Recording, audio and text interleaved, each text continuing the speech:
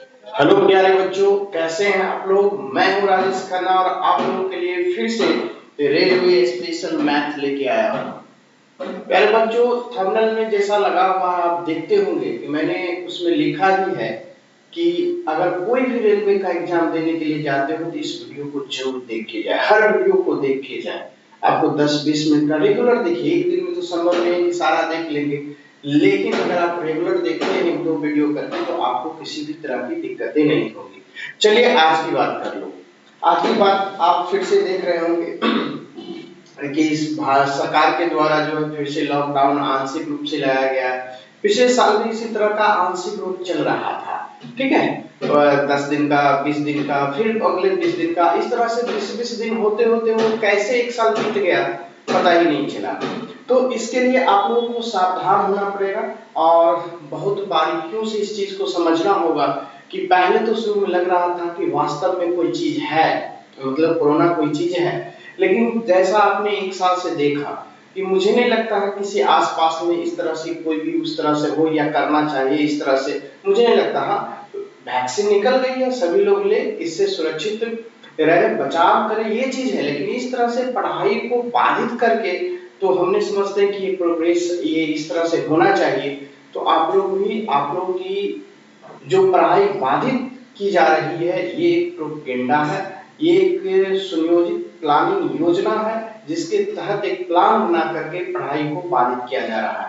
तो आप लोग भी सतर्क हो जाएं और मैं उसके लिए तो ऑनलाइन आ ही गया हूँ, ऑनलाइन पर डे आपको दे रहा हूँ, क्लास तो छूटेगी नहीं, लेकिन जो पहले होती थी वो तो आप दिक्कतें हो गया। तो इस चीज के लिए ऑनलाइन पर डे जो आपको ये वीडियो जा रहा है आप भी पढ़िए, दोस्तों को भी बताइए कि पर डे ये वीडियो आ रहा है और लाइक शेयर सब्सक्राइब करते रहिए। तो चलिए आज की क्लास में चलता हूँ। आज का क्लास करता क्या है, बोला निम्नलिखित अनुपातों को घटते क्रम में पहले लिखिए, पहले सबसे बड़ा, उससे छोटा, उससे छोटा, उससे छोटा, घटते क्रम में, और उसके बाद कौन सा आखिरी होगा, मतलब लास्ट में कौन सा होगा, यानी सबसे छोटी कौन सा, ये पूछा। तो सबसे पहला यहाँ पे दिया हुआ है आपका 11/24, राइट। अब आगे दिया हुआ है आपका 17/21, इस तरीके से, राइट। और आगे लिखा हुआ है आपका 5/7, ठीक है। और आगे लिखा हुआ है 2/3। ये आपसे बोला कौन सी संख्या आखिरी होगी, ये चीजें दी गई है। तो आखिरी चीजें हैं, तो सबसे पहले तो मैंने आपको कभी बताया होगा, यहां से मैं यहां लिखता हूं, मैंने बताया होगा कि a by b अगर दो आपसे फ्रैक्शन पूछ रहा है और c by d किसमें कौन सा बड़ा है, तो क्रॉस मल्टीप्लिकेशन कर दीजिए यहां से और यहां से, ये क्रॉस मल्टीप्लिकेशन कीजिएगा तो ये ad हो जाएगा और ये आपका क्या हो जाएगा, bc हो जाएगा, इस तरीके से। तो अब आपको देखना है कि ad ग्रेटर देन bc होता है, इफ यदि होता है तो आप यहां पे कर सकते हैं then a by b greater than c by b, जिस तरफ वाला फैक्टर प्रोडक्ट किए वो बड़ा होगा उस तरफ वाला फ्रैक्शन क्या हो जाएगा, बड़ा हो जाएगा। फिर दूसरा, यदि ad जो है वो छोटा हो जाए bc से, then we can see that, आप कह सकते हैं यहाँ पे कि ab less than c by d, इस तरीके से बोल सकते हैं। तो कुछ नहीं है, ये मन ही मन हो जाएगा, केवल आपके अंदर ये अगर फिट एक बार बैठ गया तो a और d को गुना कर लीजिए, b और c को गुना कर लीजिए, देखिए दोनों को गुना में कौन छोटा है, छोटा तरफ वाला फ्रैक्शन छोटा हो जाता है। ये मैं आशा करता हूं कि बहुत अच्छे से ये सीख गए होंगे। चलिए सवाल आपका क्या कहता है देखता हूं।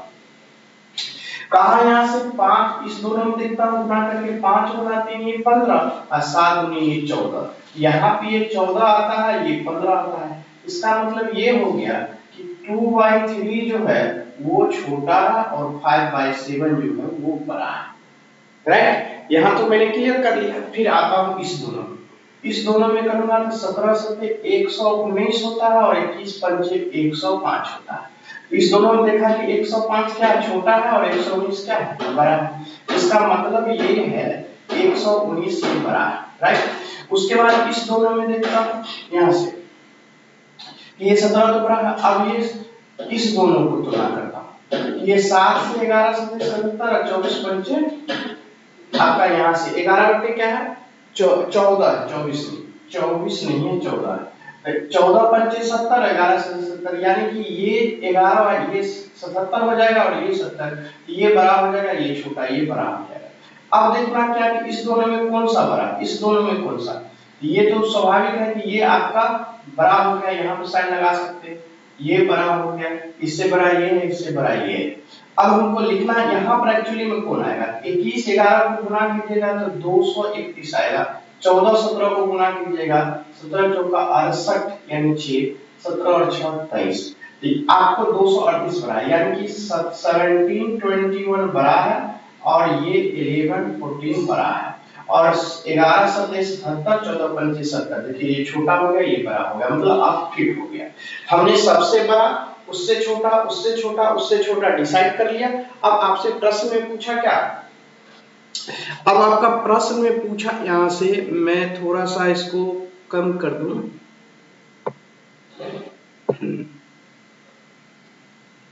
देखिए आपसे प्रश्न में क्या पूछा, यहाँ से आखिरी कौन सा है, आखिरी वाला ये आखिरी है तो आखिरी में टिक लगा लेंगे। ये आपका यही पूछा आखिरी, यानी कि लास्ट फ्रैक्शन क्या है, लास्ट फ्रैक्शन जो है वो 2/3 है आंसर।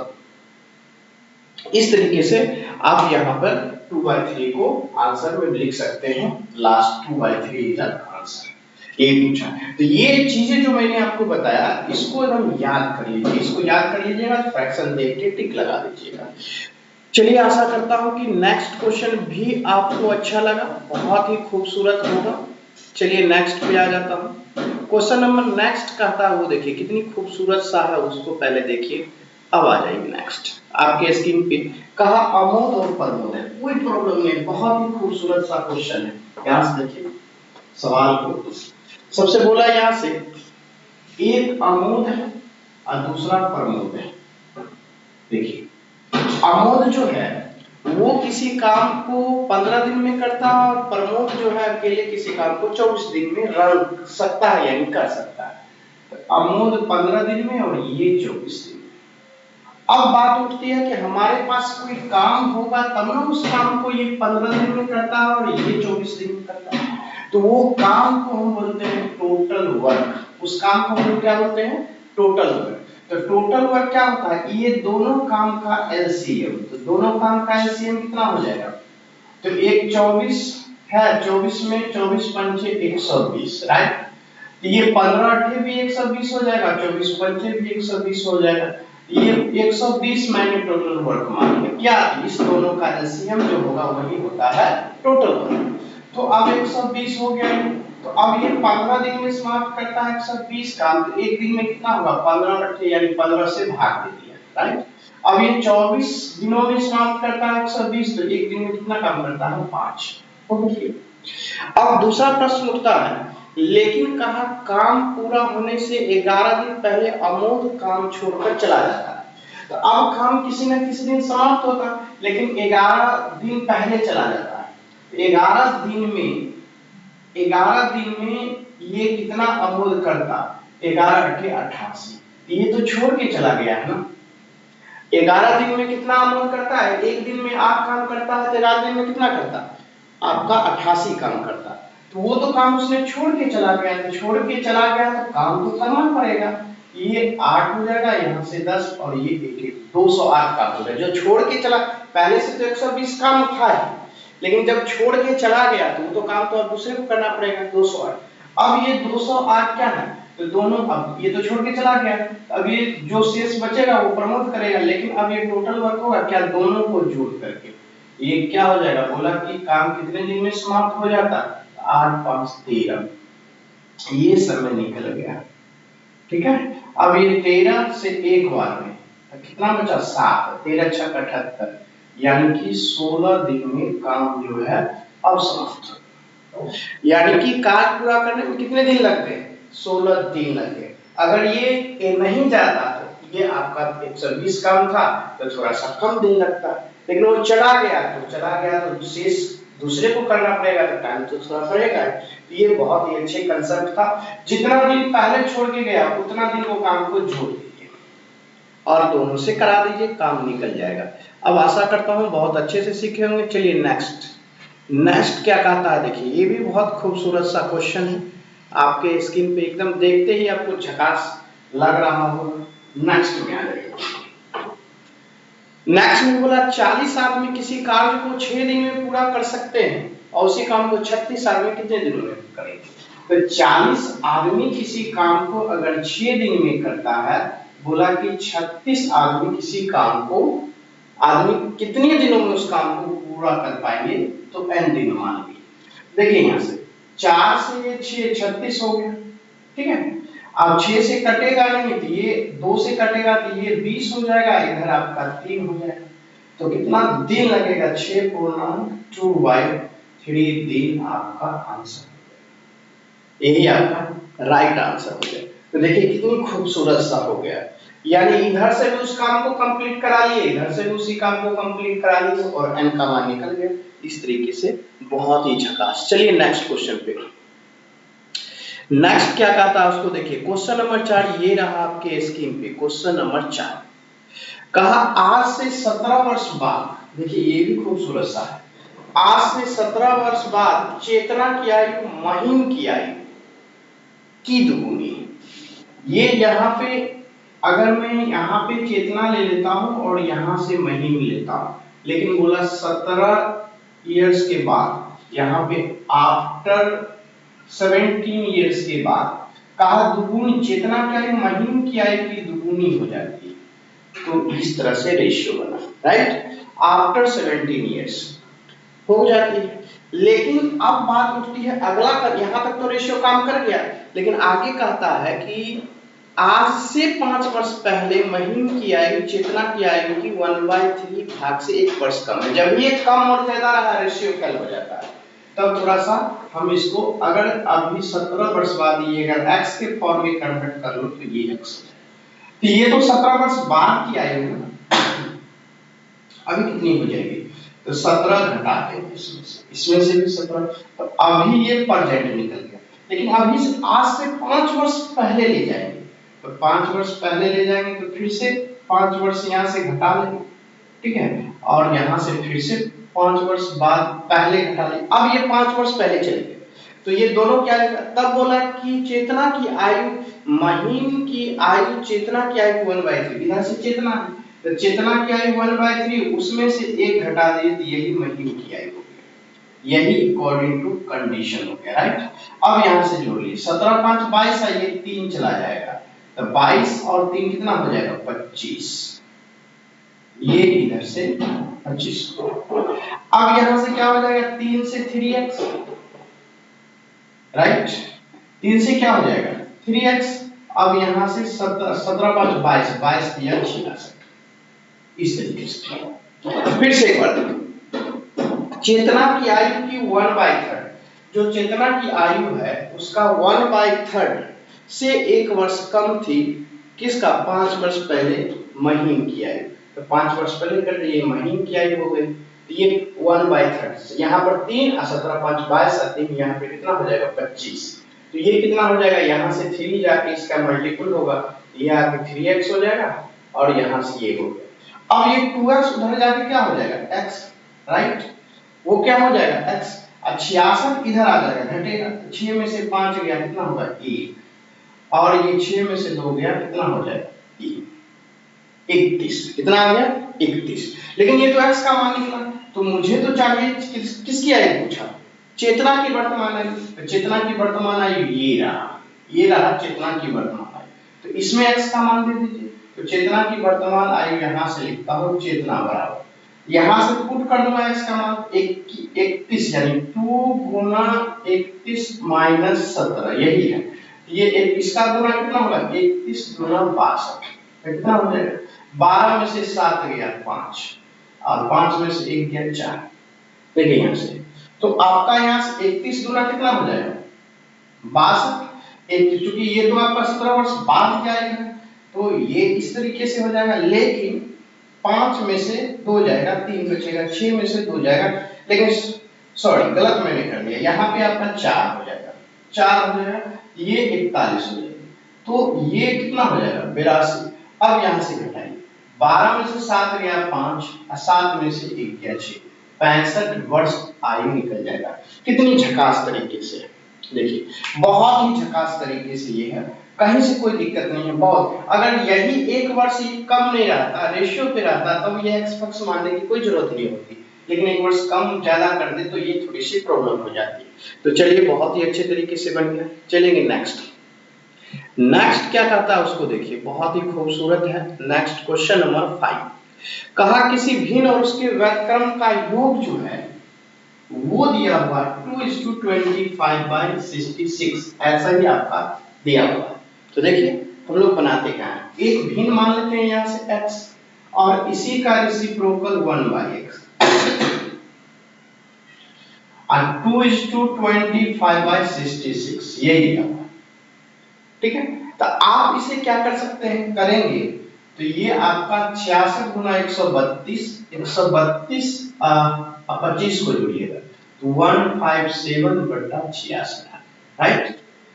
अब प्रश्न उठता है कि बाय ऑप्शन में एक छोटी सी संख्या, क्योंकि 66 है इसको फैक्टर कर लीजिए, या तो 11 गुना 6 होगा, कितना होगा 11 गुना 6। तो अगर मैं इसको इस तरह से मान लूं कि अगर कोई 11 गुना 6 23 होगा, यहाँ से ये 11, एक बार x का वैल्यू अपना मन से मैं एक बार x का वैल्यू एक बार 11 के टर्म में मान लूं तो क्या हो जाएगा ऊपर में। तो यहाँ से अगर 11 लिया है, यहाँ से अगर किसी फ्रैक्शन को मैं यहाँ से 11/6 कर लेता हूँ, ठीक है, और इसी का ये x का मान अगर 11/6 हो जाए और इसी का रेसिप्रोकल 1/x से उलट जाएगा 6/11, तो क्या हो जाएगा 11 11 121 प्लस 36 बटे में 11 और 6 का एलसीएम 66 बराबर 157/66। इसका मतलब ये हुआ कि हमने जो ऑप्शन देख के 11/6 लिया 1:5/6 वो क्या है, राइट है, वो क्या है, राइट है। तो बोला दोनों संख्याओं में से बड़ी कौन है, तो अब ये मैंने लिया ये एक, तो बड़ी की बात कर रहा है, तो बड़ी के लिए तो मैंने बताया एक आपका क्या हो जाएगा, दो संख्या उसी का रेसिप्रोकल, तो बड़ी आपका क्या हो जाएगा 5/6, यही बड़ी हो जाएगी, ये तो छोटी है देखने से। दूसरा तो आपका जब भी आपका हर बड़ा हो जाए अंश छोटा हो जाए तो ये छोटी हो गई, हर बड़ा है अंश अंश क्या है बड़ा है, हर छोटा है, ये तो बड़ी हो गई। तो देख के ये आंसर हो गया, ये बड़ी होगी, ये मेरी संख्या हो गई। तो इस तरह से ये भी क्वेश्चन है, काश इसको हल नहीं करना, हल जब ये क्वाड्रेटिक इक्वेशन आएगा बहुत परेशानी, एक ऑप्शन में से उठाइए और यहाँ मैंने देखा कि 66 11 गुने 6, तो नीचे में 11 आएगा 6 आएगा तभी आएगा, तो एक ऑप्शन मुझे दिख रहा था 11 6 का बी नंबर में जो आपका कंप्लीट कर रहा था, और ऑप्शन नंबर डी भी आ रहा था तो नीचे में 11, लेकिन 11 और 5 कितना हो जाएगा 16, तो 16 वो डिफिकल्ट हो जाएगा, वो नहीं होगा। चलिए नेक्स्ट क्वेश्चन नंबर नेक्स्ट क्या करता है खूबसूरत सा, देखिए इसके लिए मैंने अलजेब्रा में बहुत सारा मैंने टाइप पढ़ा चुका हूं, आप प्ले लिस्ट में जाके वहां से देख सकते हैं, बहुत ही खूबसूरत सा। देखिए यहाँ पे सबसे पहले इस सवाल को सवाल में लिख लेता हूं 1/ यहाँ से 5 माइनस में 5 प्लस है और 3√2 इसका वैल्यू निकालना।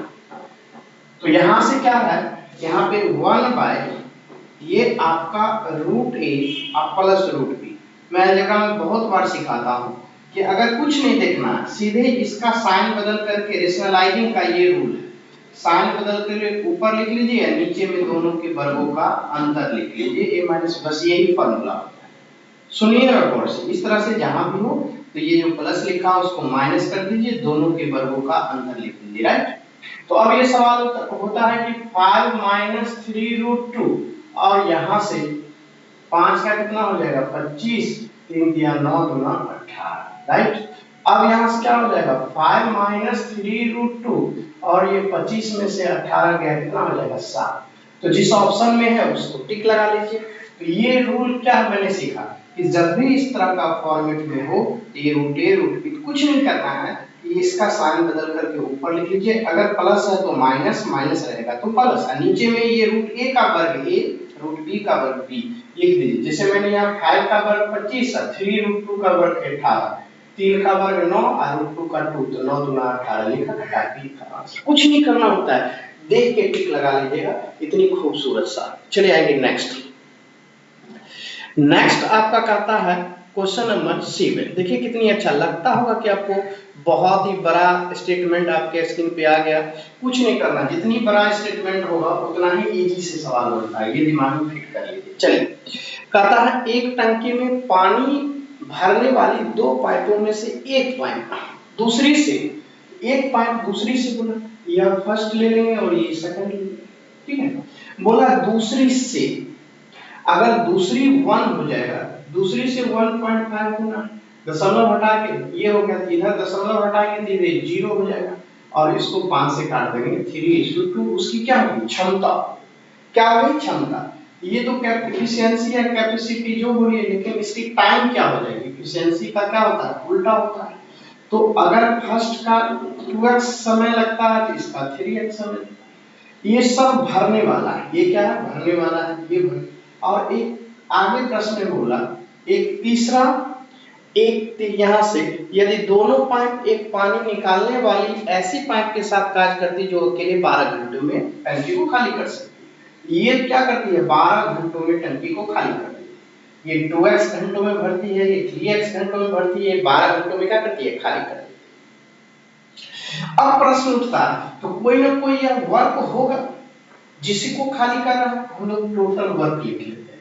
तो टोटल वर्क कितना होगा 2x 3x, 12 का एलसीएम कितना हो जाएगा, 12 का एलसीएम 12x हो जाएगा, ये सब का एलसीएम सबसे भाग दीजिए, ये कटेगा, 2x से कीजिएगा 6 बार में कट जाएगा, 3x से कीजिएगा 4 बार में कटेगा, 12 से कीजिएगा 12 बार में कट जाएगा, राइट।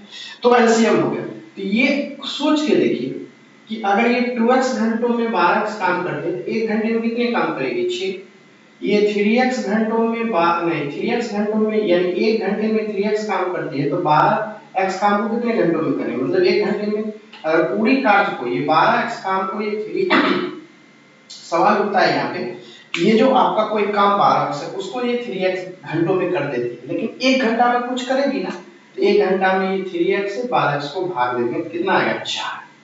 अब सवाल उठता है ये 12 घंटों में खाली करती है, तो 12x कार्य को x घंटों 1 घंटों कितना भाग खाली x भाग खाली। अब ये यहाँ तक हो गया। अब मुझे प्रश्न करता है यहाँ से, देखिए कहता है कि 12x का कार्य है लेकिन तीनों मिलके करेगा, तो 6 4 10, 6 4 10, लेकिन ये तो खाली करने वाला है तो -x, ये समय निकल गया। ये समय उसने दे दिया कि 28 घंटा लगता है, उसने समय दिया कि 28 घंटों में भरा जा सकता, खाली टंकी रही और तीनों एक साथ करे तो 28 घंटे में भरा जा सकता है। तो कम कुशल वाले पाइपों को अकेले खाली टंकी को भरने में कितना समय लगेगा ये पूछा। इसको 4 से काटिएगा 7 और 4 से यह क्या हो जाएगा, यहाँ से 3x, यहाँ से 70 और यहाँ से 7x, 7x इधर आके प्लस हो जाएगा तो ये कितना हो जाएगा 10x बराबर 70, 0 से 0 कट गया, यानी कि कितना x बराबर 6 हो गया, x बराबर 6। तो आपसे प्रश्न में पूछा क्या है, तो आपका यहाँ से क्या लिखा हुआ है समय, एक का यहाँ से 14 दिन लगता है और एक का क्या लगता है यहाँ से 21 दिन लगता है, तो आपसे यह 21 घंटा होगा, 21 घंटा। तो आपसे प्रश्न क्या पूछा, जिसकी इफिशियंसी कम हो, कुशल पाइप हो, कम कुशल पाइप इफिशियंसी कम हो, इफिशियंसी कम तो यहाँ पर सेकंड वाले का, तो वो उसको कितने घंटे लगेगा 21 घंटा लगेगा, और यही 21 घंटा जो है वो राइट आंसर हो जाएगा। देखिए कितनी खूबसूरत सा, कुछ नहीं किया, जैसे जैसे दिया हुआ था मैंने उसे से आगे बढ़ गया और सवाल को बना लिया। चलिए नेक्स्ट क्वेश्चन पे आता हूं। क्वेश्चन नंबर नेक्स्ट क्या कहता है उसको देखिए, देखते ही टिक लगा देना है। क्वेश्चन नंबर नेक्स्ट आगे बोला, देखिए क्वेश्चन नंबर 8, क्वेश्चन नंबर 8 में बोला यहां से 15, यहां से 180 और यहां से 24 का एलसीएम निकालें। तो यहां से मैंने एलसीएम लिखा, एलसीएम निकालने का तरीका है सबसे बड़ी कौन सा, सबसे बड़ी 180। अब 180 को 15 से, चूंकि जो एलसीएम होता है दी गई संख्या से कटती है तो 15 से काटते हैं, तो 15 12 180, 15 से कटेगा, 180 से कटेगा। अब बचा 24, 24 से काटेंगे तो 12 गुना 24 और 12 15, तो 2 बच जाएगा यहाँ पे, इसका मतलब 2 लगा लेंगे, इसका मतलब हुआ 360 इसका एलसीएम। फिर से देखिए, ऐसा जब भी आएगा एलसीएम कैसे निकालेंगे सीखेंगे। इस तीनों में सबसे बड़ी कौन सा 180, ठीक है। अब 15 से भाग देंगे, ठीक है, 15 से भाग देंगे 180 में 15 से भाग देंगे तो 12 में कट जाएगा, मतलब इसका एलसीएम 180 हो सकता है। अब 24 से इसमें 180 में भाग देंगे तो मन ही मन भाग देंगे 180 को 24 से, तो देखिए 12 गुना 24 अब 12 15 180, दो तो नीचे बच गया, तो जो नीचे बच जाता है वही यहाँ पे लिख दिया जाता है। अब 180 गुना 2 360 एलसीएम हो गया। अब 24 से काट के देखिए कंप्लीटली कटेगा, काटिएगा कंप्लीटली कट जाएगा। इसी तरह से ये जो क्रिया होती है ये मन में कर लिया जाता है, मन में करके खटाखट, जैसे मैंने 15 से भाग दिया 12 में कट गया, अगर नहीं कटता से कुछ बच जाता तो जो बच जाता उसको यहाँ पे मल्टीप्लाई कर देते, यही तरीका होता है। तो चलिए ये भी अच्छे से सीख गए होंगे। नेक्स्ट में आइए, नेक्स्ट क्या कहता है उसको देखता हूँ। देखिए कितनी खूबसूरत है क्वेश्चन नंबर 9, बहुत ही प्यारा सा है, खूबसूरत है क्वेश्चन नंबर 9। देखेंगे यहाँ से क्वेश्चन नंबर 9 आपसे प्रश्न में बोला कि एक सामान्य पंचकोण के प्रत्येक आंतरिक कोण का माप क्या हो जाएगा। देखिए यहाँ से n बराबर कितना है 5, कहा प्रत्येक यानी कि ईच इंटीरियर एंगल बराबर क्या होगा, ठीक है, वो बराबर होता है n-2 इंटू 180 डिग्री बटे में n, ठीक है। अब यहाँ से n के जगह पर क्या होगा 5, यहाँ से n के जगह पर क्या होगा 5, तो देखिए यहाँ से 5 में से 2 गया 3 और यहाँ से 180 डिग्री, n की जगह पे 5 से इसको काटेंगे तो 36 पंचे 180 होता है, 36 गुना 3 कितना 108, यानी प्रत्येक आंतरिक कोण बराबर कितना हो जाएगा 108 डिग्री। तो हम लोग जो ऑप्शन में होगा उसको टिक लगा लीजिए, जो फॉर्मूला है उसको राइट डाउन कर लीजिए। चलिए नेक्स्ट क्वेश्चन में आइए, नेक्स्ट क्या कहता है उसको देखिए। बहुत ही खूबसूरत सा क्वेश्चन आज का सेट में जा रहा है, आशा करता हूँ बहुत अच्छे से सीखे होंगे। अब तो मैं आप लोगों को बहुत सारा सेट करवा रहा हूँ, लगभग एकदम कंटिन्यू जारी रही है। कहा 40 किलोमीटर पर आवर पर एक वाहन द्वारा अपनी यात्रा 60 घंटों में पूरी की जाती है, तो 40 किलोमीटर पर आवर के स्पीड से जाएगी और वह अपनी पूरी यात्रा 60 घंटों में कर लेगी। स्पीड इनटू टाइम बराबर दूरी। अब इसी दूरी को कहता है कि 5 घंटों में अगर तय करेगी तो उसकी स्पीड कितनी हो जाएगी। यहाँ से तो स्पीड 5 से इसको काट देंगे 8 और 8 सदे यहाँ से 56, तो 56 kilometre per hour is the right answer. तो कितनी खूबसूरत सा हो गया 56 kilometre per hour right answer हो गया। अब चलिए आइए नेक्स्ट क्या कहता है, देखिए बहुत ही खूबसूरत सा है नेक्स्ट क्वेश्चन नंबर नेक्स्ट 11। चलिए 11 देखिए 11 कहता है आपसे कि 6% साधारण ब्याज के प्रति वर्ष, पहले तो लिखते चलिए 6% बोला, लिख लीजिए। उसके बाद बोला 3:3/4 वर्षों, 3:3/4 वर्षों, यानी इसको आप लिख सकते हैं 4 या 12 3 15 15/4 वर्ष, चलना 15/4 वर्ष, इस तरह से लिख सकते। अब कहा कि एक राशि से मतलब अंत पर एक राशि से कुल राशि 2940 प्राप्त होगी, मतलब कोई राशि होगी और इतने वर्षों के बाद वो 2940 रुपया प्राप्त होगी, 2940 रुपया प्राप्त होगी, ये डाटा दिया हुआ है। तो प्राप्त होने की बात इसका मतलब क्या हुआ, अमाउंट हो गई। तो आपसे प्रश्न पूछा क्या कि मिश्रण मतलब कि वो निवेश की गई राशि कितनी थी, मतलब आपसे क्या पूछा मिश्रण कितनी। तो देखिए यहाँ पे कितनी झकास से मैंने डाटा लिख दिया। तो एसआई की बात है, साधारण ब्याज चूंकि ऊपर में ही कर दिया है। एसआई में क्या होता है सुनिएगा, एसआई में ये एसआई ये जो होता है ये R/T% होता है, ठीक है। जब आप इस दोनों को मल्टीप्लाई कीजिएगा तो 15 छक्का 90, यहाँ से दोनों को मल्टीप्लाई कीजिए R/T, तो 15 गुने 6 90 और 90/4 हो गया। आप परसेंटेज को यहाँ पे करके गुना 100 कर, राइट, 0 से 0 कर, तो यहाँ से 15 छक्का यहाँ से क्या हो जाएगा 90/4 क्या हो जाएगा 4, क्योंकि 4 दिया 12 3 15/4, तो इस तरीके से 40 गुना कितना हो गया यहाँ से। अब बढ़ो, तो इसका अगर मैं फ्रैक्शन की बात करूं तो ये 9/40, अगर होल वैल्यू की बात करूं तो ये 49 बटे क्या हो जाएगा 40, होल वैल्यू की बात करूं तो 50/40। तो अब जो आपकी पी निकालना है उसको क्या करना है, जो आपकी मिश्रण दिया हुआ है इसमें उलट करके गुना कर देना है। होल वैल्यू का जो भी SI प्रतिशत आएगा उसको होल वैल्यू का उल्टा मल्टीप्लाई कर दीजिए, वही आपका आंसर। क्योंकि देखिए ये तो आपके क्वेश्चन में लिखा हुआ, परीक्षा में तो ये स्टोरी लिखा नहीं है, परीक्षा में ये स्टोरी थोड़ा सा ये लिखना और उलट के गुना करना।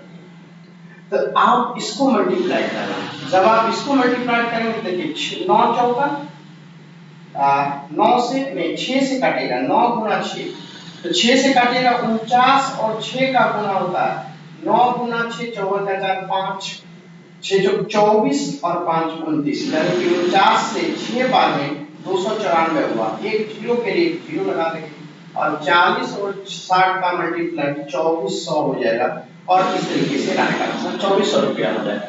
तो कितनी खूबसूरत सा देखिए, कुछ नहीं थोड़ा सा लिखना और आंसर हो गया।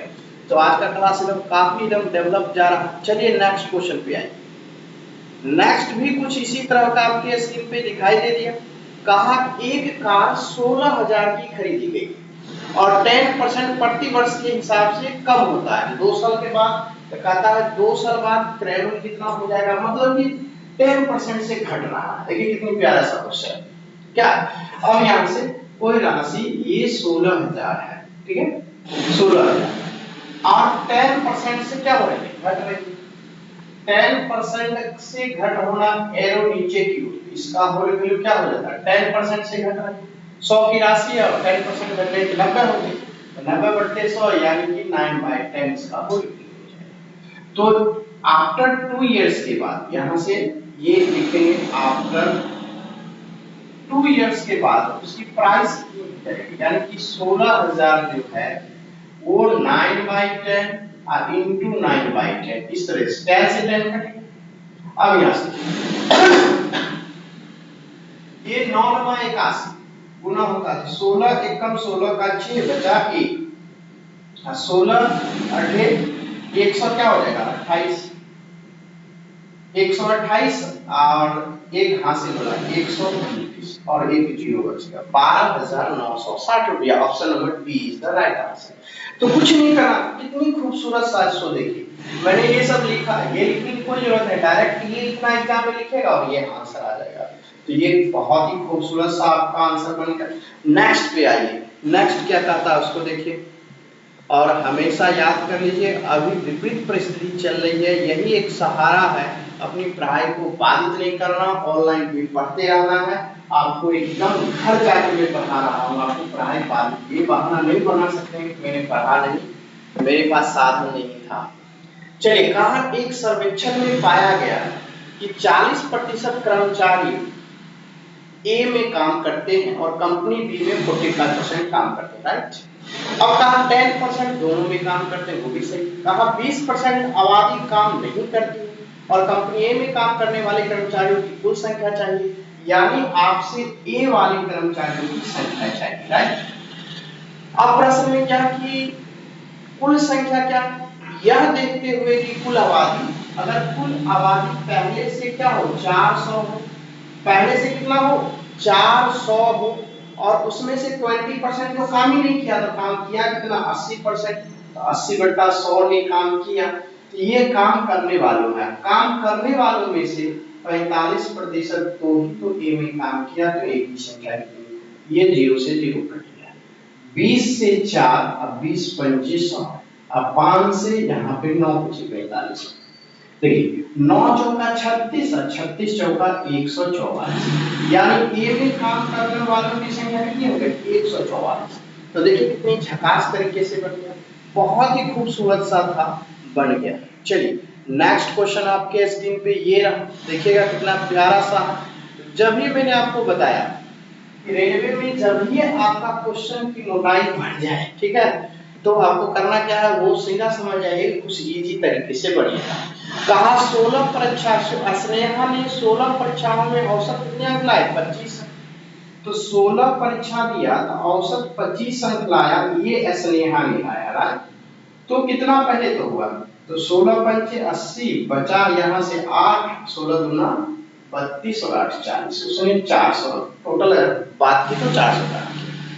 लेकिन एक रियल इसने तो 16 एग्जाम दिया था, ठीक है, 16 परीक्षाओं में, और प्रियल की औसत 23 है, प्रियल की औसत 25 न होके 23 है, लेकिन उसने 12 परीक्षाओं में भाग लिया, 12 में भाग लिया, तो 12 में भाग लिया तो औसतन वो कितने अंक लाया, देखिए 12 दिया 36 का 6 बचा 3, अब 12 गुना 24 हासिल वाला 3 27, कितना अंक लाया, तो कहा कितना लाया, कहा कि प्रियल को, प्रियल नीचे वाला है, प्रियल को स्नेहा के प्रदर्शन के बराबर पहुंचने के लिए शेष 4 परीक्षाओं में कितने औसत आए, तो सबसे पहले तो ये प्रियल है, इसको 400 पहुंचना, 276 से 400 पहुंचना, 276 से 400 पहुंचना है, तो पहुंचना तो कमी कितने का है, दोनों को घटा लीजिए, जैसे ही घटाइएगा कितना आएगा, यहाँ पे 4, 9 में से 7 गया 2, और यहाँ से 3 में से 2 गया 124, ये जो प्रियल को बनाना है 124, तो कितने में परीक्षाओं में, क्योंकि 16 तो परीक्षा में 12 परीक्षा दे ही चुका है, तो अब परीक्षाओं का अंतर कितने का होगा, 4 का, ये 4 परीक्षाओं में बनाना, 4 दिया 12, 4 1 2 4, इस तरह से एवरेज हर परीक्षा में 31 अंकों की आपकी जरूरत है, तो इस तरह से 31 इज द राइट आंसर। कितनी खूबसूरत सा वो देखिए। अब चले आइए नेक्स्ट क्वेश्चन, नेक्स्ट क्या कहता है वो देखिए, बहुत ही प्यारा सा नेक्स्ट है, देखते ही टिक लग जाएगा।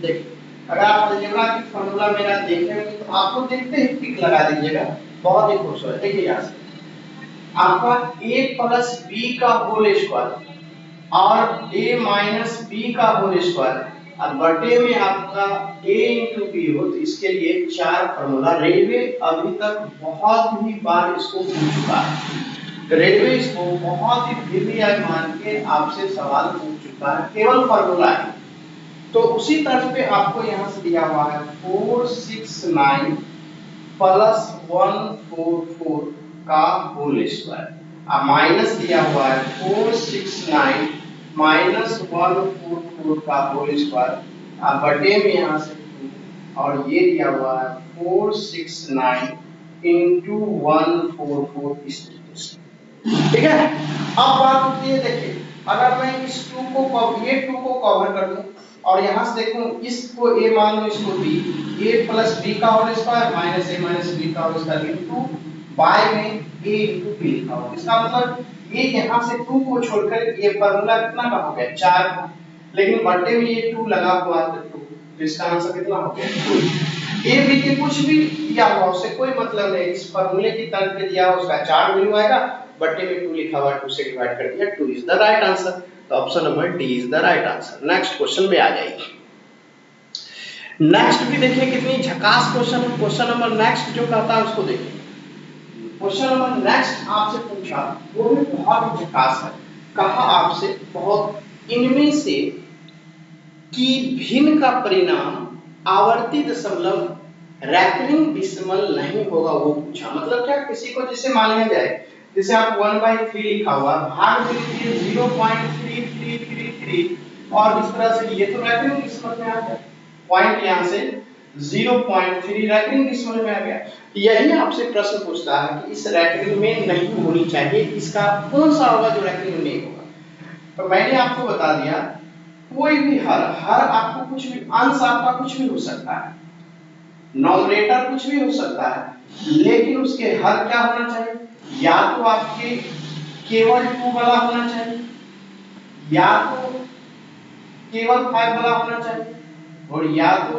2 into 5 ये होना, तीनों में से कोई एक जिस अंश का हर होगा वह जो है उसका रैखिक डिसिमल कभी नहीं हो सकता है, यही आपको चूज करना है कि ऐसे अंश वाले का हर जो केवल 2 हो, केवल 5 हो, या 2 और 5 का मल्टीपल में, तो ऐसा होगा तो कभी भी रैखिक डिसिमल नहीं होगा, और इसी को बोलते हैं टर्मिनेट, यानी इसी को बोलते हैं सान, ठीक है, सान मतलब कुछ अंकों के बाद वो कट जाएगा, दशमलव तो होगा लेकिन कुछ अंकों के बाद क्या होगा, कट जाएगा, इसे बोलते हैं सान। जिस अंश का हर केवल 2 के फॉर्म में हो, केवल 5 के फॉर्म में हो, या 2 और 5 के मल्टीपल के फॉर्म में हो, तो उसका क्या होगा, शांत निकलेगा, उसका कभी भी रैखिक डिसिमल फ्रैक्शन में नहीं होगा, कुछ अंकों के बाद वो कट जाएगा, इस तरह से होता है। तो अब यही चूज करना है ऑप्शन नंबर ए, तो ऑप्शन नंबर ए में यहाँ से बोला वो 10/3 0 0 कट गया तो ये 1/3 निकला। ये तो आपका रैखिक डिसिमल में है 1/3 चूंकि अभी तुरंत बताया कि इस दोनों को छोड़ के कोई भी हर में आ जाता है 3 आ गया तो रैखिक डिसिमल होगा। हल करने की जरूरत है, देखने से ही पता चल जाएगा। ओ 2 5 को छोड़ के कोई भी तीसरा हो तो आपका 3 है, इसका मतलब रैखिक में होगा। यहाँ आपसे पूछा रैखिक डिसिमल नहीं वाला चाहिए, ये तो होगा इसलिए ये आंसर नहीं होगा। ऑप्शन नंबर बी में आ जाएगा। कहा आपसे 12 बाय यहाँ से 30 तो 6 से काटेंगे 6 गुना 12 और 6 पंजे 30। देखिए यहाँ 5 आ गया, यही आपका क्या हो गया शांत हो गया, टर्मिनेट फॉर्म में आ गया, यानी यही आपका पूरा रैखिक डिसिमल में इसका आंसर नहीं आएगा। आप काटिएगा तो कुछ अंक के बाद कट जाएगा, रैखिक नहीं होगा, रिपीटेड नहीं जिस तरह से हो रहा है वो नहीं होगा, इस तरह से नहीं होगा, यही ऑप्शन नहीं होगा, इसलिए option number B is the right answer. लेकिन आप सी को भी चेक कर लीजिए, सी को भी देखिए यहाँ से 14 है और नीचे में 30 है तो क्या हो गया आपको 14 को काटिएगा आधा तो 7 होगा, आधा 15 तो 15 में क्या होगा 3 गुना 5 5 केवल आधा तो कोई बात नहीं, लेकिन 3 शामिल हो गया इसलिए यह क्या होगा, ये आपका आवृत्ति होगी, रैखिक होगा, लेकिन रैखिक नहीं होने वाला आंसर चाहिए था। और डी में आइए, डी में बोला आपका 8y का क्या होगा 4 2 से काट दीजिए, ऊपर में 4 आ जाएगा नीचे में 15, फिर नीचे में देखिए 3 × 5 5 रहता तो कोई बात नहीं 3 है, इसका मतलब ये रैखिक होगा और आपका आंसर क्या देना है, रैखिक नहीं होने वाला चाहिए, ये तो रैखिक आएगा, इसलिए आपका option number B is the right answer. ये आपका कंसेप्ट है, अच्छे से इसको समझिए। चलिए हम लोग आता है नेक्स्ट क्वेश्चन पे। नेक्स्ट क्या खूबसूरत गाता है जरा उसको देखो, ये भी झकास है, एकदम झकास तरीके से बन जाएगा। देखिए कहा आपसे प्रश्न में, यहाँ से प्रश्न को फिगर आपकी स्क्रीन पे दिख रहा होगा, कहा कि नीचे दी गई आकृति में समांतर चतुर्भुज का क्षेत्रफल क्या होगा। तो आपका यहाँ से एक बना हुआ फिगर इस तरह से, ठीक है, और इस तरह से आपको फिगर आपका बना हुआ है, राइट। देखिए यहाँ से कितनी खूबसूरत सा है और आपसे आंसर मांगा कि इस चतुर्भुज की जो है वो क्षेत्रफल कितनी हो जाएगी, ये आपसे मांगा। चलिए काटा यहाँ से है, यहाँ से यहाँ लंब डाल दिया इस तरह से, तो ये भाग 5 है, ये 12 है और ये 13 हो जाएगा, क्योंकि समकोण त्रिभुज होगा तो 5 12 13 का रिलेशन होता है, और ये इधर यहाँ से लेके यहाँ तक 15 है और यहाँ से लेके यहाँ 5।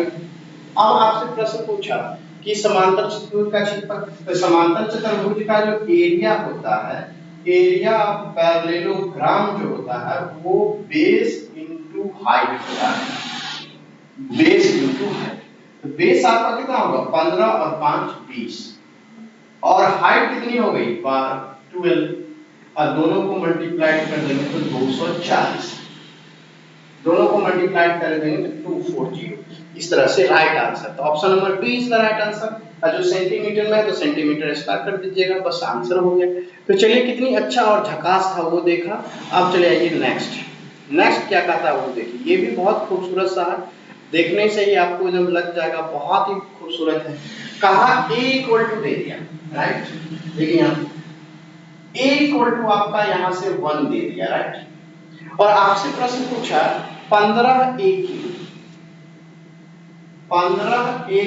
माइनस आपका कहा 3AQ minus 1, 3AQ minus 1, right. फिर यहां से आगे बोला कि माइनस 4A4 और उसके बाद AQ A3 A पे पावर 3 और माइनस 3 शायद माइनस 3 और उसके बाद plus AQ minus 1, plus AQ minus 1 इस तरह का है, ठीक है। तो आपका आंसर निकालना कुछ नहीं करना है, a का मान यहाँ पे 1 पुट कर दीजिए। जैसा ही आप a का मान पुट कीजिएगा 1 का क्यूब 1 ही होगा तो यहाँ से 15 आ जाएगा। यहाँ से 1 पुट कीजिएगा तो ये 3 माइनस 1 आ जाएगा। यहाँ से 1 पुट कीजिएगा 4 प्लस 1 माइनस 3 आ जाएगा और यहाँ से 1 माइनस 1 हो जाएगा, राइट।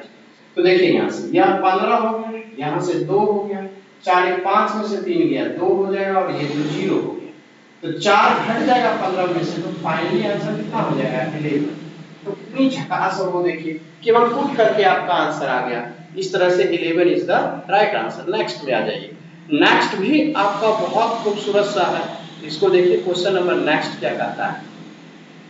कहता दो सममूल संख्याओं x और y का लघुत्तम समापवर्तक क्या होगा। तो सम अभाज्य संख्या है तो वो तो कोई कॉमन फैक्टर होगी नहीं, तो x और y ये जो अभाज्य संख्या बोला उसने, मूल संख्या सममूल संख्या है तो कोई तो कॉमन होगा नहीं, तो x y का लघुत्तम समापवर्तक क्या होगा, इस दोनों का एलसीएम दोनों के प्रोडक्ट के बराबर हो जाएगा। x * y is the right answer. जिस ऑप्शन में होगा टिक लगा लीजिए। नेक्स्ट में आ जाइए। नेक्स्ट क्या कहता है उसको देखेंगे। क्वेश्चन नंबर नेक्स्ट कहा दो नंबरों के बीच का अनुपात जो है 11:18 दिया हुआ है। बहुत ही खूबसूरत सा है। देखिए दो नंबर्स, पहली नंबर्स और यहाँ से ये दूसरी नंबर्स, ठीक है, और इसके बीच 11 क्या दिया हुआ है, 18 दिया हुआ है, राइट। फिर उसने बोला कि अगर दोनों में प्रत्येक में आप ऐड करते हैं कितना, 4, जब 4 ऐड करते हैं तो उसका रेशियो बदल जाता है। क्या बदलता है, 13:, अब यहां से हो गया 20। अब बात उठता है कि दोनों का अंतर देखते हैं। संयोग से यह सेम है, 13 में से 11 जाएगा तो भी 2 बचेगा और 20 में से 18 जाएगा 2, तो अंतर क्या हो गया, अनुपात में 2 का और बराबर 4। इसका मतलब 1 बराबर कितना, 2। तो कहा कि मूल नंबर्स क्या, मूल नंबर ऊपर वाले हैं, तो अनुपात 1 बराबर 2, ये संख्या कितनी निकल जाएगी, यहाँ से 11 दूनी 22 और ये कितना हो जाएगी 18 दूना 36। तो आपका आंसर कितना हो जाएगा, एक आपका क्या होगा 22 और एक क्या होगा आपका 36, यानी 2 आंसर हो जाएगा। ये यानी कि आपका आंसर हो जाएगा 22 और यहाँ से 36 आंसर, जिस ऑप्शन में होगा उसका राइट आंसर हो जाएगा। कितनी खूबसूरत सा अंतर संयोग से दिया हुआ था, अंतर अनुपात में 2 का और बराबर 4, 1 बराबर 2, 1 बराबर 2 तो 11 बराबर कितना 22, 1 बराबर 2 तो 18 बराबर कितना 36। तो संख्या निकल गया 22 और 36। तो आशा करता हूं कि आज की क्लास भी काफी बेहतरीन तरह से सीखे होंगे और अंत में आपको एक बार फिर सलाह देता हूं, मैं अपनी तरफ से आपको कहता हूं कि ये कोरोना वायरस है, आप सारी संस्थाएं फिर पिछले साल की तरफ बंद होने की कगार पे है, होते होने की ओर बढ़ रही है। अभी तो कंप्लीटली नहीं कहा जा सकता, हो सकता है कि मानिए कि 12 तारीख के बाद 12 तारीख से फिर से क्लास पहले जैसा हो जाए, लेकिन जिस तरह से ये माहौल बनाया गया, मैं ऐसा नहीं मुझे लगता है कि पहले से ठीक होगी, फिर धीरे धीरे बढ़ते चले जाएगी और पढ़ाई बारिश ना हो। इसके लिए प्रत्येक दिन आप ऑनलाइन क्लास करते रहिए ताकि आप पहले से मजबूत रहे। और आपको ये बात जान लीजिए, एग्जाम तो होनी ही है, एग्जाम आपको लेगा ही, ये कन्फर्म है। इसलिए आप पहले से ही आप क्या कीजिए, प्रिपेयर रहिए, तैयारी होकर के रहिए। और इसीलिए तो मैं आपको ये लेके आता हूँ per day class special math का, और इसमें सारे मैथ का डालूंगा। अब जो है मैथ का चैप्टर वाइज जो होता है वो भी चालू हुआ, जिस तरह से फाउंडेशन में पढ़ाया जाता है उस तरह से मैं यहाँ पे पढ़ाऊंगा। पहले थ्योरी दूंगा, फिर प्रॉब्लम, फिर थ्योरी, फिर प्रॉब्लम, इस तरह से फिर चैप्टर वाइज आपको दूंगा। बस कुछ ही दिनों की बात है, आपको देने लगूंगा, तो उससे भी आपको मजा आ जाएगा। मैथ छूटने की बात ही नहीं है, आप सारी आपकी खोज जो होता है आप यहीं पे आके समाप्त हो जाएगा। चलिए थैंक यू, धन्यवाद, फिर हम लोग अगले वीडियो में मिलता हूँ।